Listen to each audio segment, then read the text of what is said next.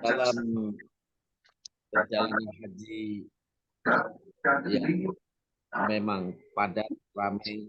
Alhamdulillah kita bisa menyelesaikan, tiada lain adalah karena pertolongan Allah.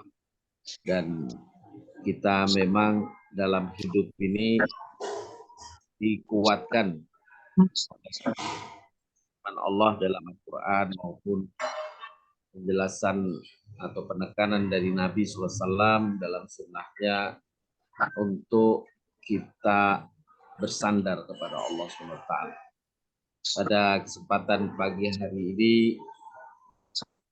dengan tema jangan sedihkan masa lalu dan jangan cemaskan hari ini dan esok, Allah besertamu. Bapak Ibu sekalian yang dirahmati Allah SWT, alhamdulillah kita panjatkan pujian dan syukur nikmat kita kehadirat Allah SWT atas berbagai karunia yang telah dilimpahkan kepada kita dan keluarga. Semoga Allah tetap memeliharakannya dan selalu menambahkannya di hari-hari mendatang. Bapak Ibu, insya Allah kita tidak pernah melupakan salah satu frase dari ayat Allah yang tercantum dalam Al-Quran, yang biasanya ayat ini selalu diingatkan berkaitan saat kita mengunjungi Gua Sur, yaitu tempat persembunyian Nabi beserta sahabatnya Abu Bakar Siddiq saat akan dikejar atau dibunuh oleh kaum musyrikin Mekah. Nabi bersembunyi dengan sahabat Abu Bakar di satu goa di atas gunung Sur. Nah, saat itu Abu Bakar dari pintu goa melihat, menyaksikan rombongan orang-orang kafir yang dengan humusan pedangnya sudah naik ke atas gunung. Maka Abu Bakar merasa gelisah dan takut, cemas, karena tidak ada jalan lari lagi, karena ia berada di puncak gua itu seolah-olah sudah diketahui oleh rombongan orang-orang kafir Quraisy itu. Tetapi Nabi SAW kemudian mengingatkan sahabatnya Abu Bakar dengan kalimat yang tercantum dalam surat At-Taubah. La tahzan innallaha ma'ana. Jangan kalian cemas, jangan kalian takut, jangan kalian sedih. Sesungguhnya Allah beserta kita. Ketika Abu Bakar mendapatkan pesan dan ingatan semacam ini, Abu Bakar langsung tersadar dan kemudian memiliki keyakinan yang kuat bahwa Allah akan melindunginya. Allah selalu menyertai hamba yang bertakwa, yang beriman. Maka keyakinan dan ketawakalan Abu Bakar itulah yang menyebabkan Allah kemudian memberikan jalan keluar dan penyelamatan atas kedua hambanya, yaitu Rasulullah SAW dan Abu Bakar Siddiq sahabat, dengan mendatangkan bala tentaranya berupa laba-laba dan burung merpati yang secepat kilat membuat sarang di pintu gua dan menutup pintu gua. Yang ketika orang-orang kafir dengan hembusan pedangnya sampai di pintu gua, yang awalnya menyangka bahwa dua orang yang mereka cari, Rasulullah beserta sahabat Abu Bakar, berada bersembunyi di dalam gua.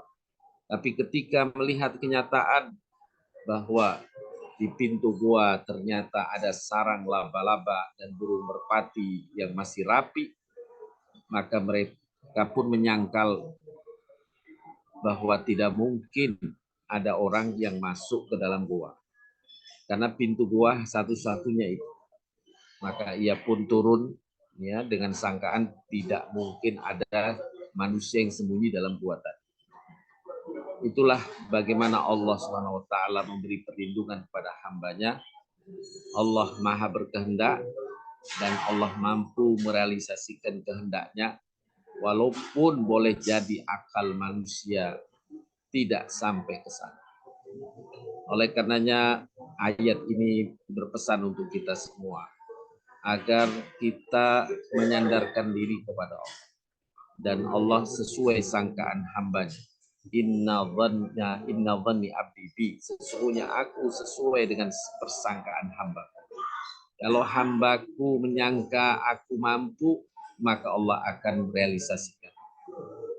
Bila hamba menyandarkan diri sepenuhnya kepada Allah, Allah pula akan menolong dan membantu. Oleh karenanya, jangan kita merasa cemas, takut menghadapi segala sesuatu. Kita bersandar kepada Allah Subhanahu wa Ta'ala. Oleh karena kembali kepada tema atau judul yang saya sampaikan, jangan sedihkan masa lalu, jangan cemaskan hari ini dan hari esok. Allah beserta. Jaminan Allah berikutnya di dalam surat Yunus ayat 62-64. Kepada insya Allah Bapak Ibu sekalian termasuk di dalam. Allah berfirman, a'udzubillahi minasyaitonir rajim. Ala inna awliya Allah la khaufun 'alaihim wa la hum yahzanun. Alladzina amanu wa kanu yattaqun. Lahumul busra fil hayati dunya wa fil akhirah. La tabdila li kalimatillah. Dzalika huwal fawzul 'adzim. Ingatlah, sesungguhnya wali-wali Allah itu tidak ada kekhawatiran terhadap mereka dan tidak pula mereka bersedih hati, yaitu orang-orang yang beriman dan mereka selalu bertakwa. Insya Allah, modal yang Allah jelaskan dalam ayat ini, orang-orang beriman dan mereka selalu bertakwa, semoga Allah limpahkan kepada kita semua. Modal ini insya Allah telah Bapak Ibu miliki. Keberimanan insya Allah Allah kuatkan terus, istiqomah dalam keberimanan, dan ketakwaan juga insya Allah. Dengan ciri-ciri ketakwaan insya Allah Bapak Ibu kita semua tergolong di dalam. Sehingga dua syarat yang Allah tetapkan dalam ayat ini, orang beriman dan mereka selalu bertakwa, insya Allah Allah telah limpahkan kepada kita, dan kita semua termasuk hamba-hamba yang dipilih untuk menjadi hambanya yang beriman dan bertakwa. Bila dua syarat ini terpenuhi, Allah janjikan sungguh mereka tidak akan ada kekhawatiran dan tidak pula mereka bersedih. Bagi mereka berita gembira dalam kehidupan dunia, Allah jamin kehidupan dunianya, dan demikian pula dalam kehidupan akhirat. Fid dunya hasanah wa fil akhirati hasanah. Tidak ada perubahan bagi janji-janji Allah. Yang demikian itu kemenangan yang besar. Inilah keberuntungan yang besar. Allah janjikan kepada hamba yang beriman dan bertakwa. Kemudian mungkin kita bertanya, ada orang yang beriman, bertakwa, tapi kenapa masih ada kesulitan? Kesulitan dalam kehidupan dunia adalah satu kemestian. Insya Allah kelak saat kita dipilih oleh Allah menjadi hambanya yang memasuki surga, di surga baru tidak ada kesulitan. Di dunia adalah ajang untuk menguji hamba-hamba, dan di antara ujian terhadap hamba adalah Allah datangkan kesulitan dalam kehidupan di dunia ini. Sebagaimana pernah saya sampaikan, sepertinya tidak ada anak-anak kita yang meminta kepada ibu atau bapaknya, Pak, Bu, carikan sekolah bagi adik, bagi saya yang tidak ada ulangan, karena ulangan itu menyulitkan saya. Yang tidak ada ujian, karena ujian itu menyulitkan saya. Carikan sekolah yang nggak pakai ulangan, nggak pakai ujian. Dan itu sulit kita merealisasikannya.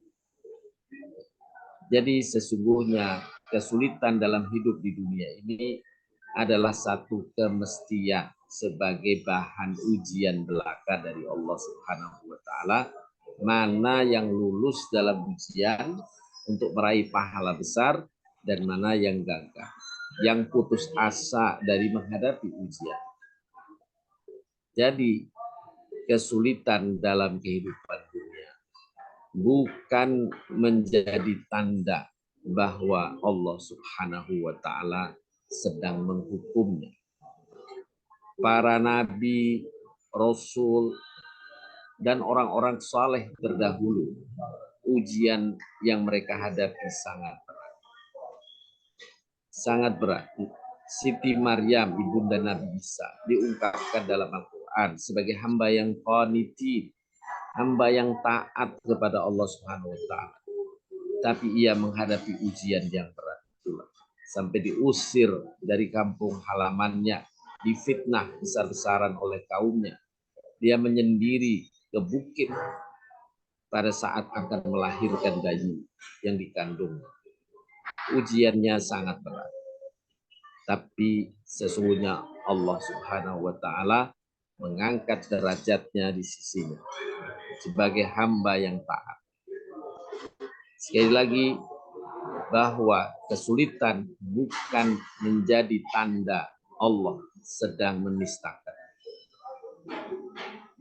Allah menjamin tidak ada kekhawatiran dan tidak pula mereka bersedih hati dalam kehidupan dunia dan akhirat karena sangkaan kuat kepada Allah bahwa Allah Maha Baik. Terbaru langsung saja bergabung dengan tambah. jurnalis TV Putri Oktaviani di Polres Jakarta Barat.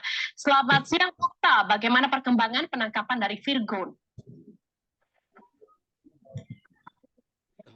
Ya, selamat siang Janet. Baik, kita lanjutkan.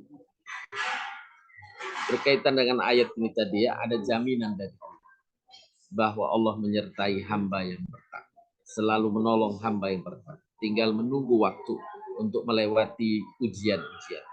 Kadang ujian 1 hari, kadang ujian 1 pekan, kadang ujian 1 bulan, kadang ujian 1 tahun. Semakin besar tingkat ujiannya, semakin besar pahalanya dan semakin besar kedudukan hamba di sisi Allah Subhanahu wa taala. Imam Al-Qayyim berkata, bila seorang yang beriman dan bertakwa mendapatkan kesulitan dan kesulitan ganjaran kesulitan itu diberikan oleh Allah, dibuka oleh Allah Subhanahu wa taala, maka semua manusia ingin menjalani ujian. Bila semua dibuka rahasianya tentang ganjaran ujian, semua orang akan milih ujian yang dia dapatkan. Inilah rahasia yang Allah sampaikan dalam Al-Quran tentang kesulitan atau ujian-ujian yang Allah timpakan pada hamba-hamba yang beriman bertakwa hanyalah untuk mengangkat derajat dan mengumpulkan pahala-pahala besar yang tidak mungkin bisa diraih dengan amal-amal kebajikan.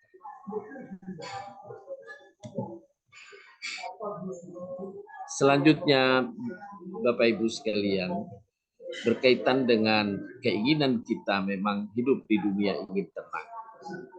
Hidup tenang adalah hidup di mana hati kita tidak sedih, hati kita tidak cemas, hati kita tidak resah secara berkepanjangan.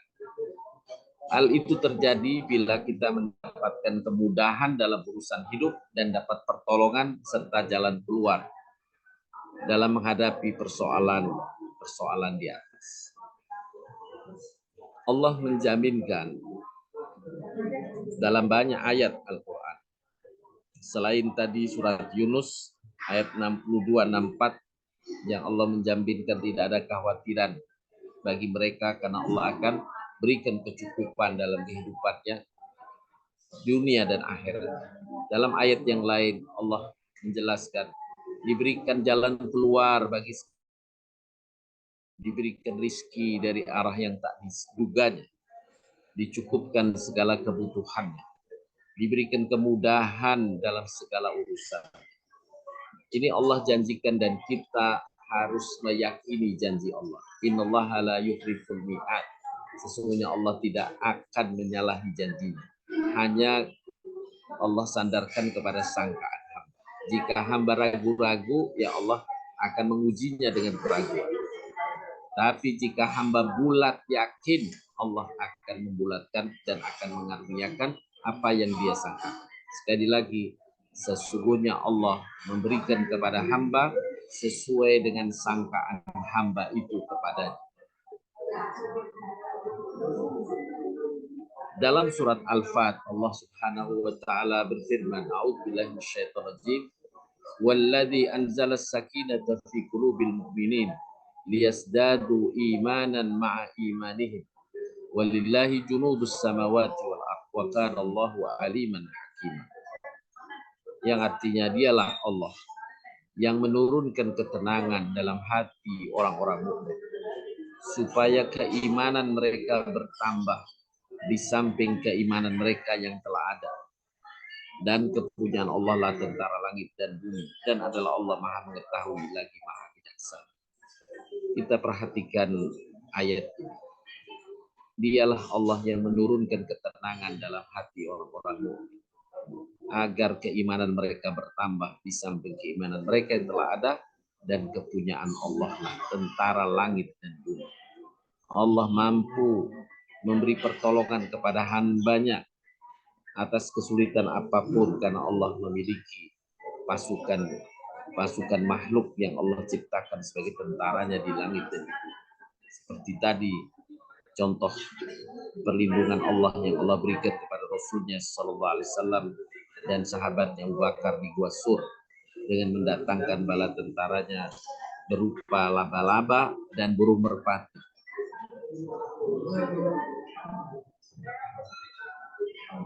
Dalam ayat yang lain, "Tsumma anzalallahu sakinatahu ala rusulihi wa alal mu'minin."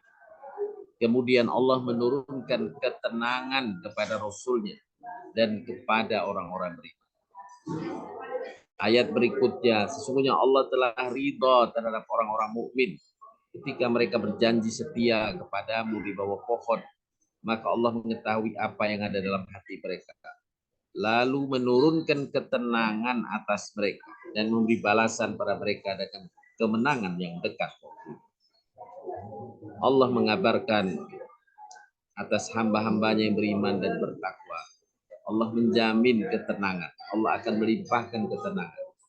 Asal kita memiliki sangkaan kuat akan kebaikan dan pertolongan. Kita menyandarkan kepada Allah SWT.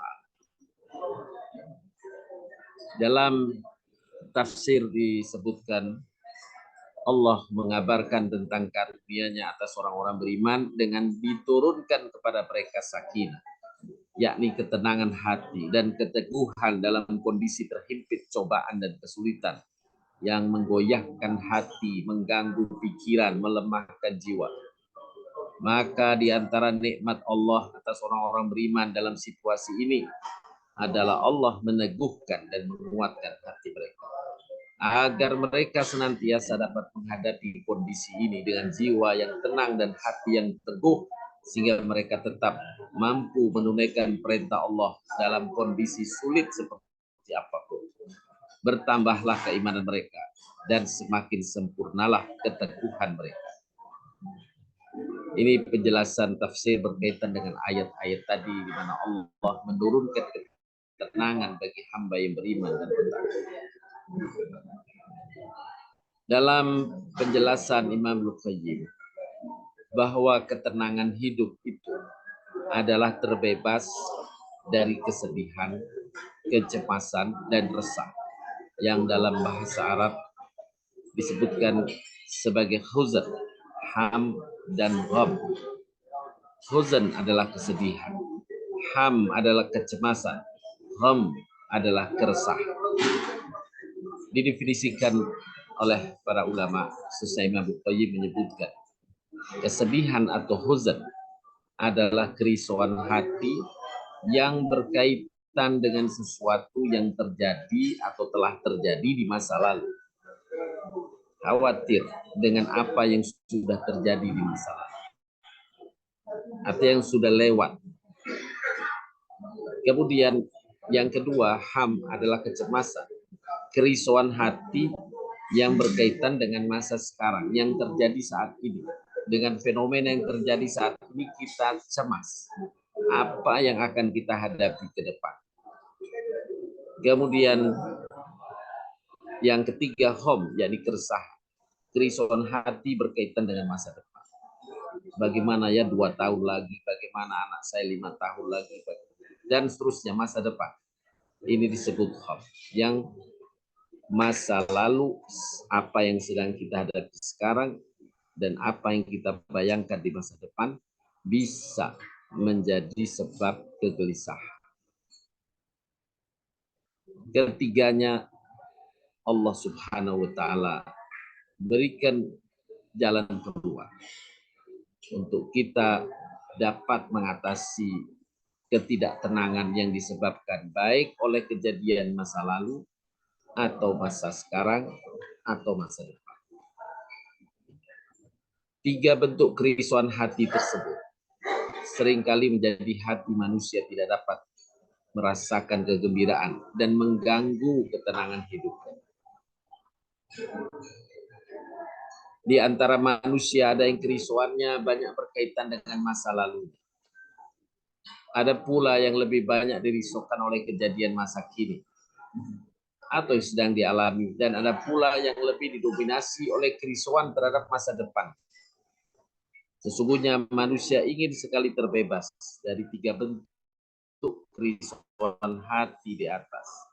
Hal ini sejalan dengan ajaran Islam yang memberikan obat bagi manusia untuk melenyapkan 3 bentuk kerisauan tersebut di atas.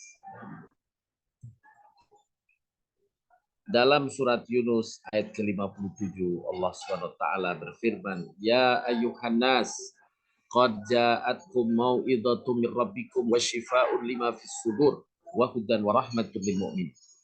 Wahai manusia, sesungguhnya telah datang kepadamu pelajaran dari Tuhanmu dan penyembuh bagi penyakit-penyakit yang berada dalam dada, dan petunjuk serta rahmat bagi orang yang beriman. Penyakit berada dalam dada, diantaranya adalah kerisauan, kecemasan, dan kegelisahan. Islam datang untuk membawa rahmat, di mana salah satu maknanya menjadi obat bagi penyakit-penyakit dalam dada. Allah berfirman di antaranya dalam surat Al-Anbiya dan surat Taha ayat 2. Sesungguhnya kami tidak mengutusmu, yakni Nabi Muhammad SAW, melainkan untuk membawa rahmat bagi seluruh alam. Dan di antara makna rahmah dalam surat Taha, Allah berfirman yang artinya, tidaklah kami menurunkan Al-Quran ini kepadamu agar kamu menjadi susah. Justru turunnya Al-Quran menghilangkan kegelisahan dan kesusahan, bukan menjadi sebab kesusahan.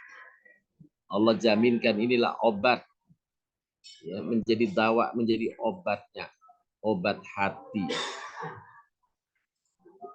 obat untuk kegelisahan, kecemasan. Al-Quran diturunkan Allah untuk menjadi obat bagi penyakit dalam dada.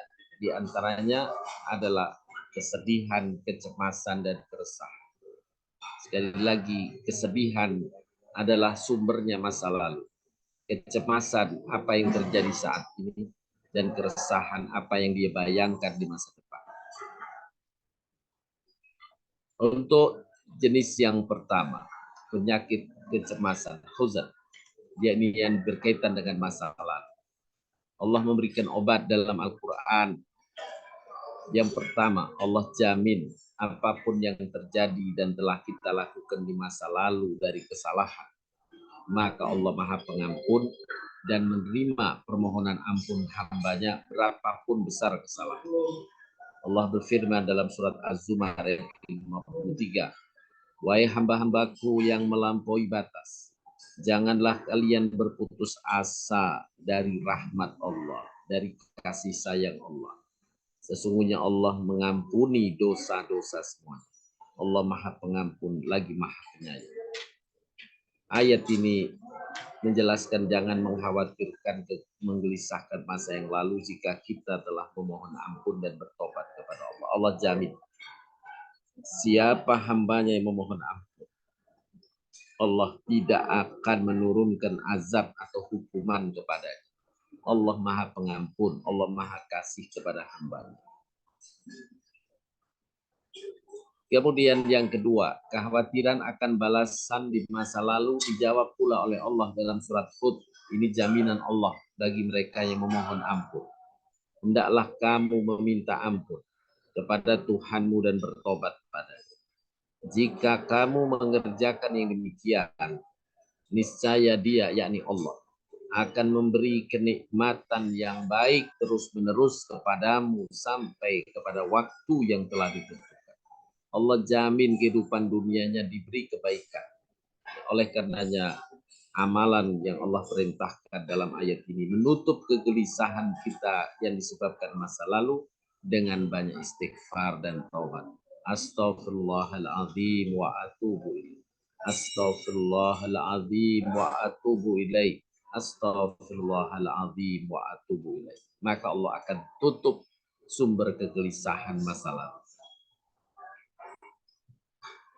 Dalam ayat yang lain, Allah sekali-kali tidak akan mengazab mereka sedang kamu berada di antara mereka, yakni Nabi SAW berada di antara mereka.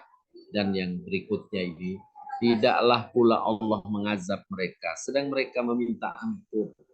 Bila hamba minta ampun, Allah Maha Pengampun, maafkannya. Dan Allah jamin Allah tidak akan menimpakan hukuman kepadanya, tidak akan menyulitkannya.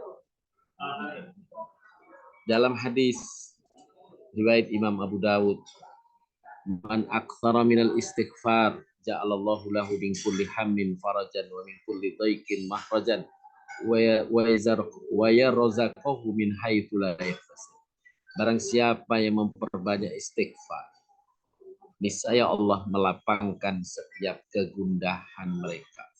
Nah, ini Nabi SAW mempertegas, barang siapa memperbanyak istighfar, niscaya Allah melapangkan setiap kegundahan mereka, memberi jalan keluar setiap kesempitan mereka, dan memberikan rizki secara tak terduga. Mari Bapak Ibu sekalian, kita amalkan apa yang Allah dan Nabi SAW sebutkan. Jaminan dari Allah bagi yang beristighfar. Maka kita perbanyak istighfar. Astaghfirullahaladzim atau astaghfirullahaladzim wa atubu ilaih, atau lafaz-lafaz istighfar lainnya yang ditunjukkan baik dalam Al-Quran maupun dalam hadis Nabi SAW. Untuk mendapatkan apa yang digambarkan oleh Nabi SAW dalam hadis ini. Barang siapa memperbanyak istighfar, niscaya Allah melapangkan setiap kegundahan mereka, memberi jalan keluar bagi kesempitan mereka, dan memberikan rizki dari yang arah tak terduga. Itu amalan yang pertama untuk menutup kegelisahan di masa karena sebab masalah. Yang kedua adalah terjadi di masa lalu berkaitan dengan takdir. Insya Allah masih ada waktu meraih kebaikan. Imam Al-Qayyim mengutarakan beberapa sikap yang harus dimiliki oleh mereka yang mendapatkan takdir buruk di masa lalu. Sikap tersebut adalah meyakini bahwa semua terjadi atas takdir Allah. Tidak boleh kita kemudian berandai-andai untuk kejadian-kejadian yang sudah lewat di masa lalu. Seandainya dulu saya begini, sudah tutup buku, tidak ada persoalan. Duku-duku sekarang-sekarang, dulu-dulu, duku-duku bengkuang-bengkuang, dulu-dulu sekarang-sekarang. Apa yang terjadi masa lalu tidak akan menjadi sebab keburukan di masa kini kalau kita sudah berubah, seperti istighfar yang tadi diungkapkan dalam firman atau hadis Nabi SAW. Semuanya telah ditakdirkan Allah. Meyakini bahwa semua atas takdir Allah. Keyakinan tauhid bahwa Allah lah yang mentakdirkan, menghendaki dan menciptakan kejadian tersebut.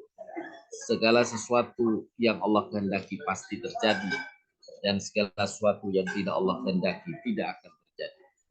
Ada lafaz zikir yang pernah saya sampaikan, Bismillahi masyaallah, la yasukul khaira illallah. Dengan nama Allah yang tiada sesuatu terjadi kecuali atas kehendak Allah. Dan sesungguhnya segala kebaikan tidak akan terjadi kecuali atas izin atau kehendak Allah. Bismillahi masyaallah, la yasukul khaira illallah. Bismillahi masyaallah, la yasrifus su'a illallah. Tidak ada yang bisa menyingkirkan keburukan kecuali Allah. Semuanya atas kehendak Allah. Dan ini kita harus meyakininya sebagai iman kita kepada takdir. Dalam surat Al-Hadid, Allah Subhanahu wa taala menjelaskan dalam firman-Nya yang artinya, tiada satu bencana pun yang menimpa di bumi dan tidak pula pada dirimu sendiri, melainkan telah tertulis dalam kitab Lauhul Mahfuz sebelum kami menciptakannya, yakni sebelum diciptakannya alam semesta dan kehidupan di muka bumi. Sesungguhnya yang demikian itu adalah mudah bagi Allah. Kami jelaskan yang demikian supaya kamu jangan berduka cita terhadap apa yang luput dari kamu berkaitan dengan masa lalu. Jangan berduka cita. Itu takdir Allah Subhanahu wa taala. Dan supaya kamu jangan terlalu gembira terhadap apa yang diberikannya kepadamu. Bersyukurlah. Jangan merasa bahwa apa yang kita peroleh di masa lalu itu semata-mata dari usaha. Tetapi itulah takdir Allah. Bahwa Allah memang menyuruh kita berikhtiar dan mengusahakan. Alhamdulillah bila kita mendapatkan kesuksesan dengan ikhtiar kita, karena Allah meridhoinya, Allah menghendaki bagi kita kesuksesan. Oleh karenanya jangan kemudian bersandar pada kepintaran kita, sebagaimana apa yang terjadi pada Qorun ketika ia dinasehati oleh Nabi Musa alaihissalam. Qorun berkata, ini karena kepintaranku, maka Allah menghukumnya karena kesombongan. Allah tidak menyukai setiap orang yang sombong lagi membanggakan. Dalam ayat berikutnya Allah berfirman yang artinya, tidak ada satu musibah pun yang menimpa seseorang kecuali dengan izin Allah. Dan barang siapa yang beriman kepada Allah, niscaya dia akan memberi petunjuk ke dalam hatinya untuk memasrahkannya kepada Allah. Dan Allah Maha mengetahui segala sesuatu. Ini juga menegaskan tentang apa yang sudah kita alami di masa lalu adalah semata-mata takdir Allah. Sudah kita pasrahkan kepada Allah, ya. Kita beriman pada Allah, pasti ada baik di baik kita. Yang penting kita sudah tutup kalau itu keburukan, kita beristighfar kepada Allah. Dalam hadis Imam Muslim, Rasulullah SAW mengungkapkan, sekiranya engkau ditimpa satu musibah, maka jangan engkau berkata, sekiranya aku lakukan begini, maka sudah pasti akan berlaku yang begini. Jadi berandai-andai. Seandainya dulu ya begini, mungkin sekarang nggak begini. Sudah, itu tidak bisa terjadi. Sudah lewat dan itulah takdir. Tetapi katakan, kata Nabi, itu merupakan takdir Allah. Dan dia melakukan apa yang dikehendaki. Sesungguhnya perkataan kalau seandainya berandai-andai semacam itu akan membukakan pintu bujukan setan untuk kita kemudian bersedih, ya, cemas dan seterusnya. Oleh karenanya tutuplah pintu itu, kita pasrahkan kepada takdir Allah, dan Allah Maha Kuasa, Maha berkehendak untuk mengatasi segala hal. Oleh karenanya kita harus perbanyak istighfar dan berdoa. Selanjutnya mengisi hidup dengan perbuatan baik agar hidup kita lebih baik. yang dengannya akan mendatangkan ketenangan. Nabi SAW bersabda, barang siapa hatinya terbuka untuk berdoa, maka pintu-pintu rahmat akan dibukakan untuknya. Tidak ada permohonan yang lebih disenangi oleh Allah daripada permohonan orang yang meminta keselamatan. Sesungguhnya doa bermanfaat bagi sesuatu yang sedang terjadi dan belum terjadi. Doa bermanfaat bagi sesuatu yang sedang terjadi dan belum terjadi. Dan tidak ada yang bisa menolak takdir kecuali doa. Maka berpeganglah wahai hamba Allah dengan doa. Ya, kita beristighfar dan perbanyak doa untuk mendapatkan hal-hal yang lebih menenangkan hati. Dalam hadis yang lain, tidak ada yang mampu menolak takdir kecuali Allah, kecuali doa. Dan tidak ada yang menambah umur kecuali kebaikan.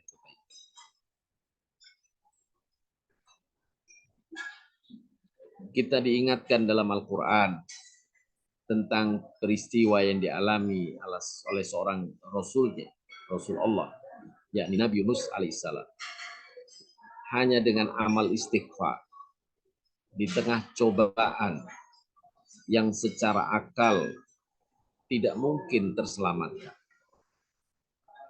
Hanya dengan istighfar Allah membuka jalan keluar bagi Nabi Yunus berupa keselamatan. Nabi Yunus ditelan ikan besar di tengah lautan yang dalam. Kemudian Nabi Yunus beristighfar, padahal beliau seorang nabi yang secara relatif tentunya tidak banyak kesalahan. Ya, tidak banyak kesalahan. Tapi Nabi Yunus pun melafazkan zikir istighfar.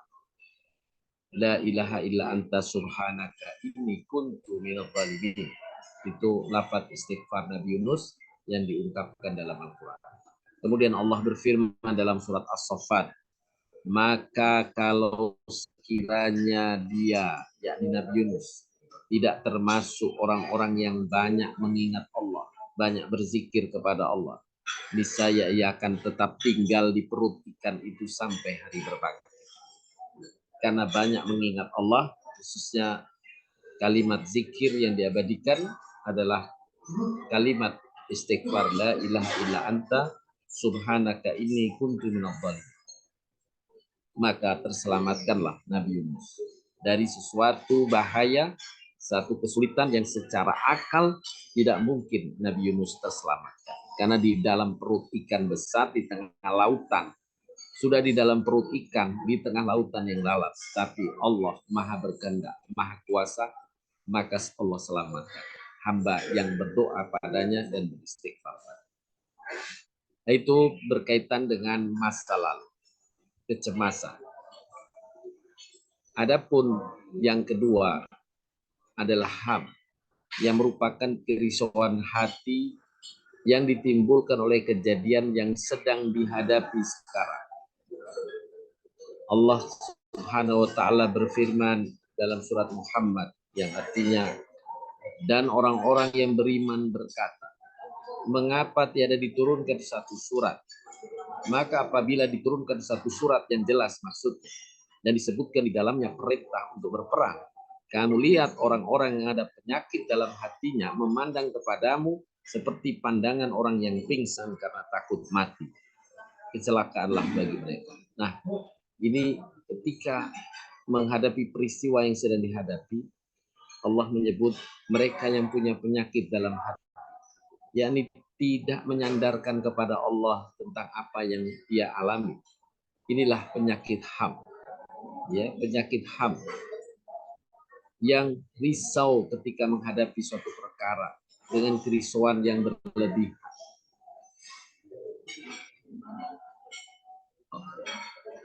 Berkaitan dengan kecemasan ini atau ham, Allah memberikan obatnya di dalam Al-Quran.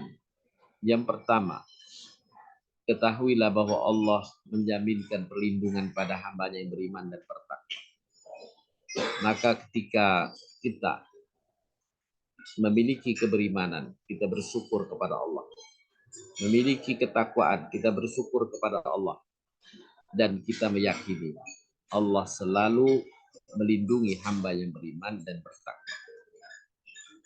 Kemudian yang kedua, Allah hanya membebani hambanya sesuai dengan kemampuannya.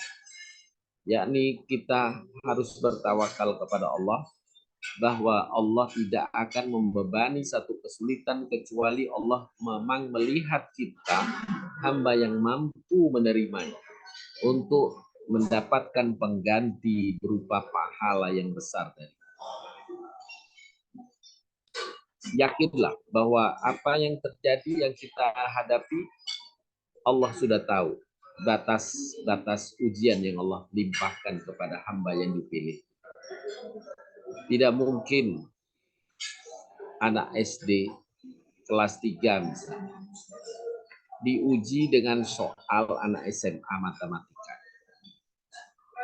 Kalau ada guru yang mengambil bahan ujian anak SMA matematikanya diberikan kepada muridnya yang kelas 3 SD, maka dia tentu tidak adil. Allah Maha Adil. Allah Maha mengetahui kapasitas hamba-hambanya, dan Allah menjaminkan bahwa Allah tidak akan menimpakan ujian kecuali sesuai dengan ukuran hamba itu yang Allah telah ketahui, dan memang Allah lah yang menciptakan. Allah tidak akan membebani hamba dengan ujian yang berlebihan dari kapasitas yang dimiliki. Allah tahu itu. Nah, ini keyakinan sebagai keyakinan iman kita kepada Allah. Yang ketiga, Allah tidak menyia-nyiakan amal hamba. Pasti Allah berikan ganjaran besar atas ujian yang Allah timpakan. Dan ada kaidah, semakin besar effort untuk menghadapi satu masalah kebaikan, maka pahalanya semakin besar.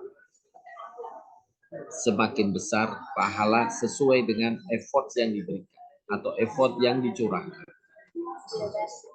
Kemudian yang keempat, Allah menjamin kemaslahatan perbuatan baik hambanya yang berbuat sesuai petunjuk. Yakni Allah tidak akan menyia-nyiakan bagaimana kebaikan hamba itu dalam mengatasi persoalan yang dihadapi. Pasti Allah balas. Kemudian Allah menjamin rizki hambanya. Yang keenam, Allah Subhanahu wa Ta'ala kadangkala memberikan ujian pada hambanya, tetapi ujian itu hanya menambah maslahat bagi hamba, hanya menambah kebaikan bagi hamba. Oleh karenanya dimintakan kepada hamba untuk bersabar karenanya. Untuk bersabar karenanya. Kadang satu kemaslahatan, satu kebaikan harus menapaki satu kesulitan.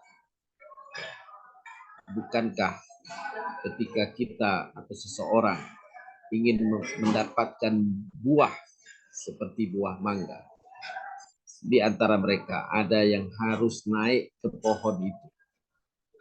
Ada ikhtiar yang dia harus usahakan. Baru setelah sampai di atas pohon dia petik, kemudian dia turun kembali, baru dia rasakan nikmatnya buah mangga.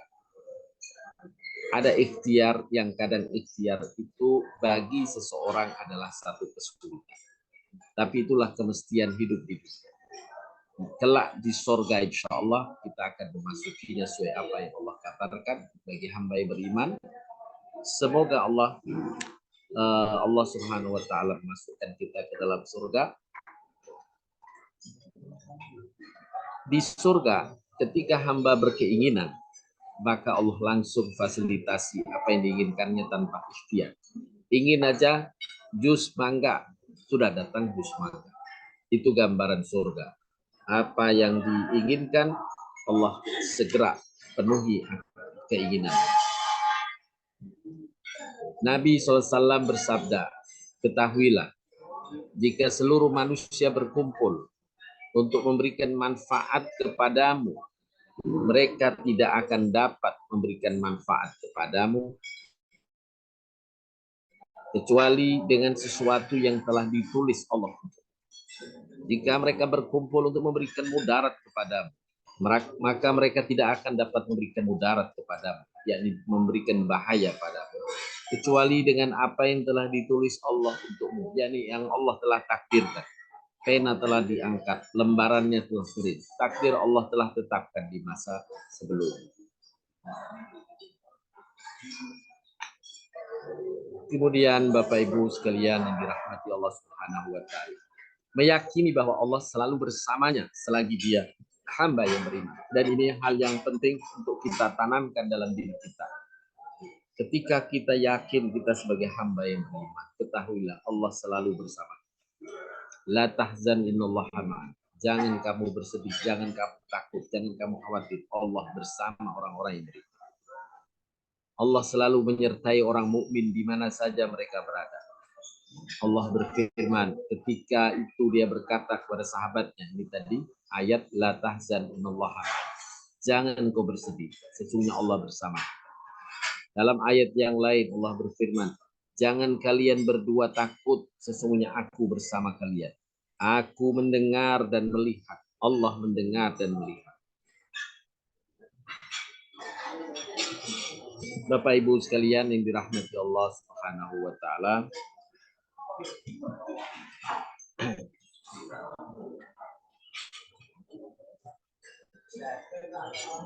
bersama Allah tidak ada masalah yang tidak mungkin diselesaikan. Allah menjaminkan dalam surat At-Talaq ayat kedua dan 3, barang siapa bertakwa kepada Allah, niscaya dia akan mengadakan baginya jalan keluar dan memberi rizki dari arah yang tidak disangka-sangka. Barang siapa bertawakal kepada Allah, niscaya Allah akan mencukupkan keperluan. Sesungguhnya Allah melaksanakan urusan yang dikehendakinya. Allah telah mengadakan ketentuan bagi tiap-tiap sesuatu. Itulah kegelisahan macam yang kedua, ketidaktenangan macam yang kedua, yaitu ketika menghadapi persoalan-persoalan di masa sekarang yang kita hadapi. Adapun jenis yang ketiga, khauf, yakni keresahan karena masa depan. Ini juga penyakit hati, begitu gelisah dan takut terkait dengan masa depan. Boleh khawatir, tidak dicegah kekhawatiran masa depan dengan ikhtiar yang benar. Tapi kadang kekhawatiran itu menyebabkan kegelisahan yang bersangatan. Nah, hal ini yang dicegah. Maka pencegahannya atau ikhtiar yang bisa dilakukan, yang pertama adalah selalu kita berbuat baik. Niscaya kita akan mendapatkan hasil yang baik. Ya. Berbuat baik, itu jaminan. Jika kalian ingin mendapatkan kebaikan di masa depan, berbuat baik sekarang. Siapa yang menolong, pasti Allah akan tolong. Siapa yang memudahkan, Allah akan mudahkan urusan. Nah, ini hal-hal yang perlu kita yakini dan kita implementasikan dalam kehidupan sehari-hari. Berbuat baik, niscaya Allah akan menjamin. Yang kedua, bila saat ini kita hilaf dan salah, segeralah mohon ampun pula. Niscaya Allah akan mengampuni dan melindungi hambanya dari terlaksananya pembalasan di masa yang akan datang. Jadi kalau kita terpeleset, segera mohon ampun agar tidak mendapati kesulitan di masa depan. Jadi hendaklah terus kita berbuat baik dan banyak beristighfar. Dengan amal istighfar ini selain kita menutup hal-hal buruk masa lalu, juga memastikan kebaikan di masa depan. Selanjutnya yang ketiga, hendaklah kita bertawakal tentang apa yang terjadi di masa yang akan datang. Karena semua peristiwa berada dalam genggaman Allah. Bismillahirrahmanirrahim. La yasuqul khaira illallah. Bismillahirrahmanirrahim. La yasrifus su'a illallah. Bismillahirrahmanirrahim. Maka min ni'matin faminallah. Bismillahirrahmanirrahim. La haula wa la quwata illa billah. La aliyyil azim. Tawakal kita kepada Allah. Wa may yatawakkal 'ala Allah fahuwa hasbuh. Barang siapa bersandar kepada Allah, bertawakal kepada Allah dengan ketawakalan yang benar, maka Allah akan mencukupkan kebutuhan. Kemudian selalu berharap dengan memohon doa kepadanya untuk masa depan. Niscaya Allah akan memberikan apa yang kita harapkan. Bila sesuatu yang diharapkan itu memang baik akibatnya untuk si hamba, pasti Allah mengabulkan. Allah menjamin hambanya yang beriman dan bertakwa dari kekhawatiran di masa depan. Dalam ayat surat Yunus 62-64 tadi, yang di awal telah dibacakan. Sesungguhnya Allah menjaminkan tidak ada kekhawatiran, tidak ada kesedihan untuk hamba-hambanya yang beriman bertakwa. Selama ia tetap istiqomah dalam iman dan takwanya, Allah menjamin kebaikan di masa depan. Tapi Allah tidak menjamin bahwa hidup di dunia tanpa kesulitan. Inna ma'al usri yusra, fa inna ma'al usri yusra. Itulah kehidupan dunia. Sesungguhnya sesudah kesulitan ada kemudahan. Sesungguhnya sesudah kesulitan ada kemudahan. Tinggal kita mengatasi kesulitan itu dan mempersepsikan kesulitan itu sebagai satu ikhtiar belaka untuk meraih kebaikan yang lebih besar. Dengan kesolehanmu Allah akan menjagamu. Inilah yang Allah firmankan dalam banyak ayat, juga penjelasan Nabi SAW. Di antaranya surat Al-A'raf dan surat Ar-Ra'd berikut. Allah berfirman yang artinya, sesungguhnya pelindungku ialah Allah yang telah menurunkan Al-Quran dan dia melindungi orang-orang yang soleh. Allah lah pelindung orang-orang yang soleh. Jika kita beramal kebaikan, insya Allah kita termasuk hamba yang soleh dan dipastikan Allah akan melindungi. Dalam surat Ar-Ra'd, baginya ada malaikat-malaikat yang selalu mengikuti secara bergiliran di muka dan di belakangnya. Mereka menjaganya atas perintah. Bagi orang yang saleh, yang banyak beramal kebaikan dan atas dasar iman, Allah akan menjaganya dan Allah mengirimkan malaikat yang selalu mengikutinya secara bergiliran di muka dan di belakang mereka. Allah perintahkan pada mereka agar menjaganya. Itulah perintah Allah untuk melindungi hamba yang beriman dan bertakwa. Dalam surat Al-Kahfi, Allah berfirman pula ketika menjelaskan berkaitan dengan seorang perjalanan Iskandar Zulkarnain bersama Nabi Musa.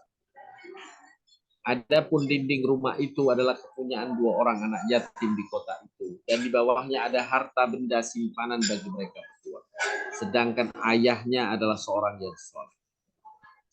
Bila seorang soleh, dia akan juga menjadi penjaga bagi anak-anak. Maka Tuhanmu menghendaki agar mereka sampai kepada kedewasaannya dan mengeluarkan simpanan itu sebagai rahmat dari Tuhan. Allah akan menjaga hamba itu beserta keturunannya bila hamba itu soleh. Itulah masa depan yang Allah jaminkan bagi hamba-hamba yang soleh dalam iman. Oleh karenanya tidak perlu khawatir jika ikhtiar-ikhtiar tadi tetap kita lakukan. Kita tetap berbuat kebaikan. Kalau ada salah, tetap segera kita beristighfar. Tetap tawakal kepada Allah dengan ikhtiar-ikhtiar yang benar. Allah jaminkan masa depan adalah kebaikan bagi hamba yang beriman dan bertakwa.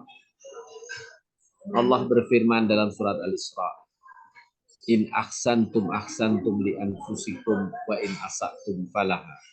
Jika kamu berbuat baik, berarti kamu berbuat baik bagi dirimu sendiri.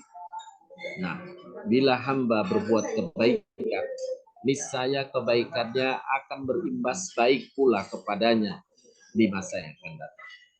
Tidak mungkin hukum ini meleset. Dalam surat yang lain, Al-Baqarah 112, Allah berfirman, barang siapa yang menyerahkan dirinya kepada Allah sebagai muslim, sedang ia berbuat kebajikan, maka baginya pahala di sisi Tuhannya. Dan tidak ada kekhawatiran terhadap mereka dan tidak pula mereka bersedih hati. tidak akan ada khawatiran dan tidak ada bersedih hati karena masa depannya Allah yang menjaganya, dan itulah keyakinan serta ketawakalan kita kepadanya. Dengan modalnya adalah berbuat kebaikan di masa sekarang untuk kebaikan kita di masa datang.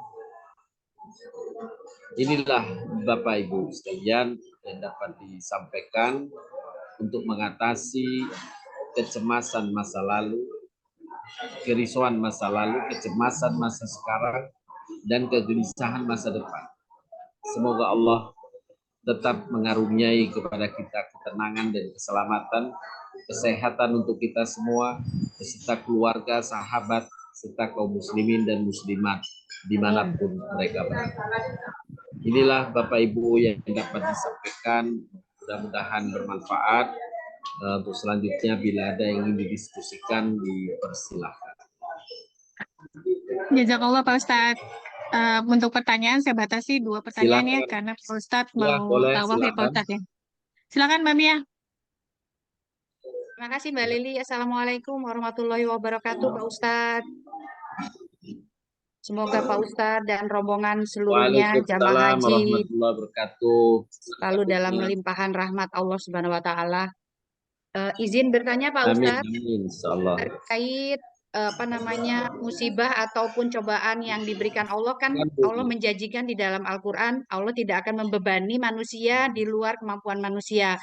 Nah, tapi kadang-kadang suka muncul misalnya ada sesuatu kita agak tahu dari mana gitu Pak Ustadz, kita itu Ya, yakin bisa melaluinya, kemudian kira-kira parameternya apa gitu Pak Ustadz. Kadang kita bukannya nggak tawakal kepada Allah, cuman merasa itu terlalu berat buat kita gitu Pak Ustadz.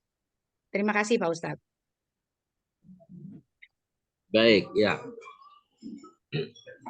Yang pertama, kita memang diuji dalam kehidupan dunia ini. Apakah kita, sejauh mana kita meyakini tentang apa yang Allah kabarkan dan Rasul kabarkan. Oleh karenanya, pintu masuk utama untuk menjadi hamba yang bertakwa adalah sifat yu'minuna bil ghaib. Dalam surat Al-Baqarah di ayat pertama itu Allah menguraikan sifat orang bertakwa. Alif lam mim dzalikal kitabul la raiba fihi hudan lil muttaqin alladzina yu'minuna bil ghaib. Itu sifat pertama orang bertakwa, beriman pada yang gaib. Di antara makna beriman pada yang gaib, ya, beriman pada apa yang Allah kabarkan tentang berita-berita gaib. Salah satunya adalah mengimani ganjaran yang Allah sampaikan, ya. Ganjaran, jika Allah menyampaikan ganjaran, menyemangati kita, yakin kita akan apa yang Allah janjikan.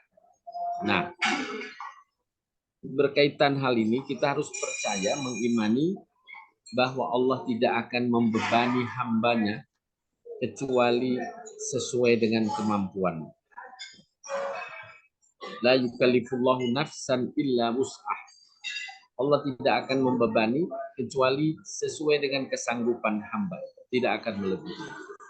Nah, karena kita yakin terkait dengan ayat ini, maka sesungguhnya apa yang menimpa kita itu tetap masih berada dalam pantauan Allah, bukan Allah membebaninya tanpa ukuran. Sesungguhnya itu dalam ukuran Allah. Kita dianggap oleh Allah mampu dan sanggup. Allah tidak akan membebani kecuali dengan kesanggupan atau kemampuannya. Nah, kecuali kalau hal itu adalah hukuman, azab. Na'udzubillah min dzalik. Nah, untuk yang kedua, agar itu tidak termasuk bagian dari azab, kita pastikan bahwa itu kesulitan yang kita hadapi bukan bagian dari azab, maka perbanyaklah istighfar. Makanya di awal tadi, astaghfirullahaladzim wa atubu ilaih, astaghfirullahaladzim wa atubu ilaih, diulang-ulang, ya. Terus kita beristighfar untuk memastikan bahwa apa yang kita alami saat ini bukan bagian dari hukuman Allah. Maka kalau sudah dipastikan bahwa apa yang sedang saya alami ini bukan hukuman Allah, bergembiralah. Pasti itu dalam pantauan Allah dan ujian itu berada dalam kemampuan kita yang sudah diukur oleh Allah yang maha mengatasi, maha mengukur persoalan hambanya. Jadi kita harus untuk tidak bisa itu dua hal tadi. Yakinkan bahwa kita sedang bahwa apa yang terjadi bukan hukuman Allah. Maka perbanyak istighfar. Dan yang kedua, kalau memang sudah dipastikan dan istighfar ini bukan hukuman Allah, tetap tenanglah, berdoalah kepada Allah. Pasti ada jalan keluar, hanya Allah menguji untuk menambah pahala kita atas kehidupan atau amal-amal kita di dunia. Begitu Bu Mia. Masya Allah. Ya Pak Ustadz paham. Jazakallah khairan katsiran Pak Ustadz. Salam buat rombongan Sama-sama semuanya. Bu Mia. Amin. Mudah-mudahan dilancarkan Amin. semuanya Terima Pak kasih. Ustadz. Terima Ya, kasih Bu. Pak Ustadz. Makasih Mbak Lili. Sama-sama. Makasih Mbak Mia. Silakan ada yang Silakan lain. untuk yang lain.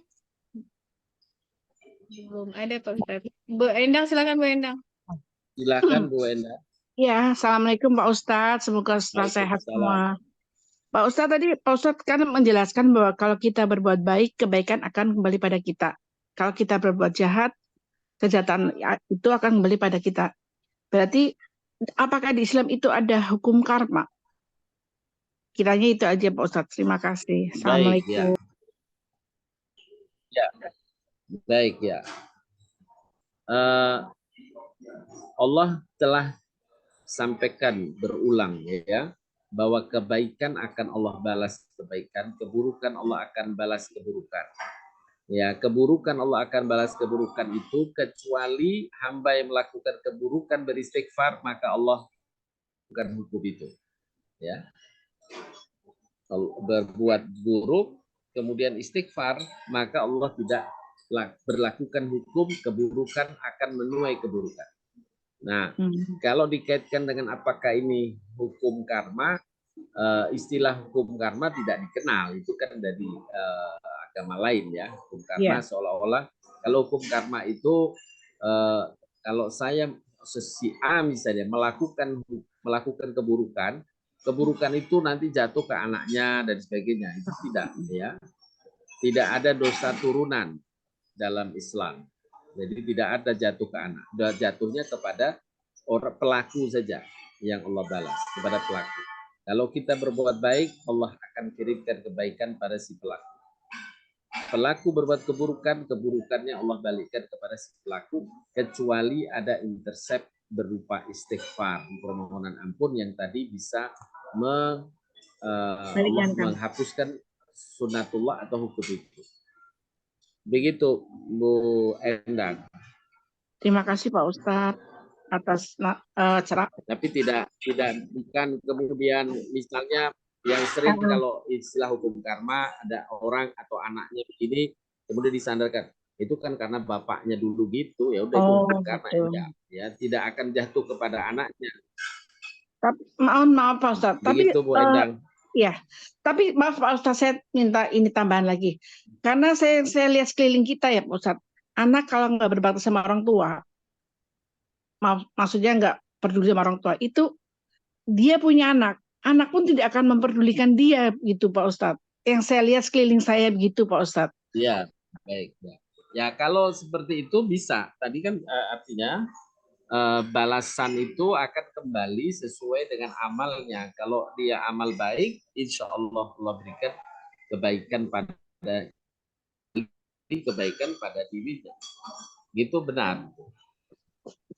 Baik Pak Ustadz. Begitu Bu Endang. Iya, terima kasih Pak Ustadz. Tapi kalau itu buruk, bukan berarti itu sudah kita pas ya udah dari dulunya memang begini ya udah ini balasan untuk saya, nggak boleh. Ini gitu. Balasan untuk saya memang nggak boleh. Dia harus intercept dengan istighfar. Oh, baik. Ya. Karena dengan istighfar keberlakuan hukum itu menjadi Allah intercept. Allah akan ganti.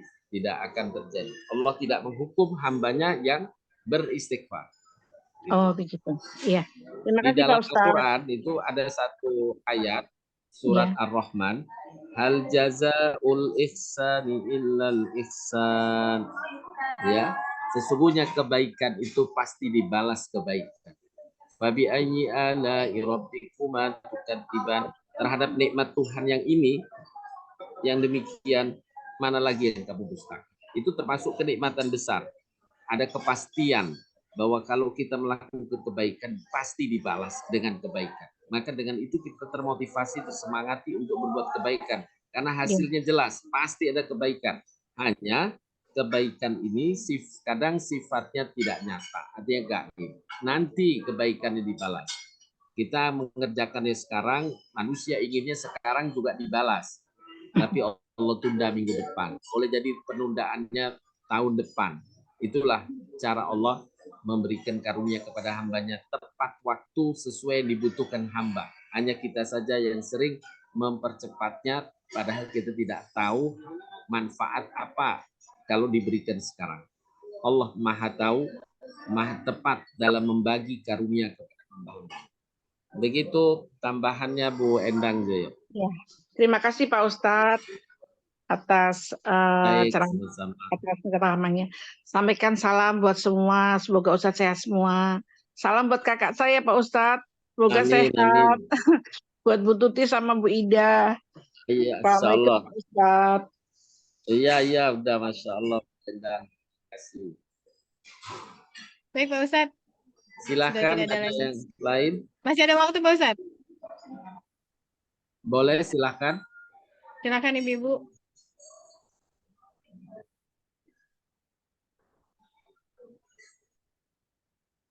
Ada Pak Ustadz. Baik.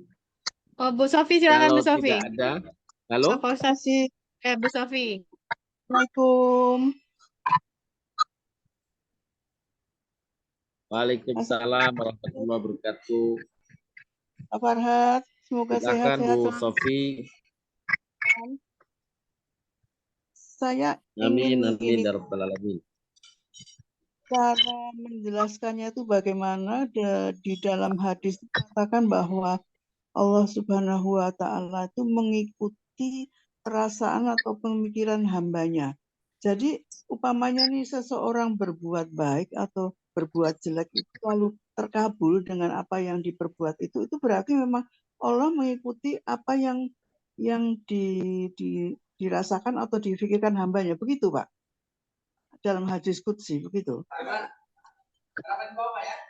Iya, benar Bu Sofi. Wa ana inda dhanni abdi bi, sesungguhnya aku, kata Allah dalam hadis qudsi, sesuai dengan persangkaan hambaku. Jika hamba itu menyangka Allah menolongnya, Allah pasti menolong.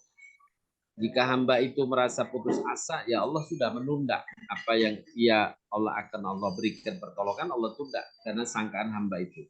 Maka ada satu kisah yang diabadikan, ada seorang yang sedang dirampok di tengah padang pasir, dan si perampok kemudian ingin membunuh si hamba, orang yang dirampok. Orang yang dirampok hanya minta izin kepada si perampok, izinkan saya sholat dulu, setelah itu engkau bunuh saya silahkan, kalau memang itu apa yang kau kehendaki. Maka dalam sholat itu si hamba orang ini berdoa terus dengan membaca ayat wa ufawidu amri ilallah inallah, surat Al-Naml ya. Amma yujibul mutarra idza da'ahu wa yaksifu su'a wa yaj'alukum khulafa'al ardh ilahum Allah. Diulang-ulang terus ayat itu. Ya, surat An-Naml. Amma yujibul mutarra, siapakah yang mengabulkan doa hambanya yang sedang dalam kesulitan? Siapakah yang mengabulkan doa hambanya yang sedang dalam kesulitan? Apakah ada Tuhan selain Allah yang bisa melakukannya itu? Nah, diulang-ulang, kemudian dia bersangka baik kepada Allah walaupun tidak ada manusia lain saat itu di tengah padang pasir. Dia berharap Allah menolongnya. Tiba-tiba Allah datangkan malaikat yang menyamar sebagai manusia berkuda dengan khususan pedang membunuh si perampok. Kemudian ketika ditanya siapa kamu, orang itu yang menyamar tadi menyatakan aku utusan Allah yang mengabulkan doa orang-orang yang sedang dalam kesulitan. Nah, itu sesuai dengan sangkaan orang yang berdoa. Maka hendaklah kita bersangka baik kepada Allah atas segala apa yang kita harapkan darinya. Jangan ragu terhadap apa yang kita mintakan kepada Allah. Tapi tetap kita berikhtiar dengan kebaikan-kebaikan Allah akan memudahkan segala permohonan. Jangan putus asa dari rahmat Allah. Jangan sangka buruk terhadap Allah. Nah itu Bu Sofi. Iya Pak, ya jelas Pak. Andai kata ini terjadi begini Pak, jadi seseorang ini fakta juga, apabila seseorang itu sudah melakukan janji begitu, pada waktu janji itu sudah disiapkan gitu ya oleh seseorang itu karena dia mau datang taruhlah begitu.